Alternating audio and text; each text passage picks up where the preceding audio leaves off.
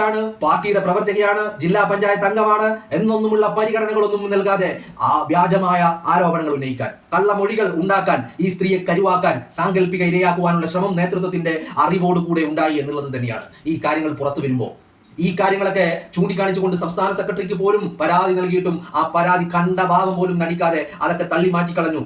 ആദർശവും ആശയവും ഈ പറയുന്ന പ്രസ്ഥാനവും ഒക്കെ ഇങ്ങനെ വായിൽ 24 മണിക്കൂറും വിളിച്ചോതുന്ന സഖാക്കള് സ്വന്തം പാർട്ടിയിൽപ്പെട്ട ഒരു വനിതയുടെ സുരക്ഷ, അവരുടെ ആത്മാഭിമാനം, അതിനെ പോലും വില കൊടുത്ത് വാങ്ങുവാനുള്ള ശ്രമങ്ങൾ നടത്തി. അവരെ നിർബന്ധിച്ചു, രാഹുലിനെതിരെ ഇരയാകുവാൻ നിർബന്ധിച്ചു. എന്നിട്ട് ഇവരാണ് സ്ത്രീകളുടെ സംരക്ഷകരാകുന്നത്. ഇവര് കേരളത്തിലുള്ള എല്ലാ അമ്മമാരുടെയും പെങ്ങന്മാരുടെയും ഒക്കെ ഹോൾസെയിൽ സംരക്ഷകരാണ്. സ്വന്തം പാർട്ടിയിൽപ്പെട്ട ഒരു സ്ത്രീയെ അവരുടെ ആത്മാഭിമാനത്തിന് പോർലേൽക്കുന്ന രീതിയിൽ വ്യാജമായ ആരോപണങ്ങൾ ഉന്നയിക്കുവാൻ മുന്നിൽ വരണമെന്ന് നിർബന്ധിച്ച ഇവരാണോ സ്ത്രീകളുടെ സംരക്ഷകർ? അതൊരു ഭാഗത്ത് നിൽക്കുകയാണ്. മറ്റൊരു ഭാഗത്ത് രാഹുൽ മാങ്കൂട്ടത്തിനെതിരെ നടത്തിയിരിക്കുന്ന ഗൂഢാലോചനകൾ, ആ ഗൂഢാലോചനകൾ വളരെ വ്യക്തമായി പുറത്തേക്ക് വരികയാണ്.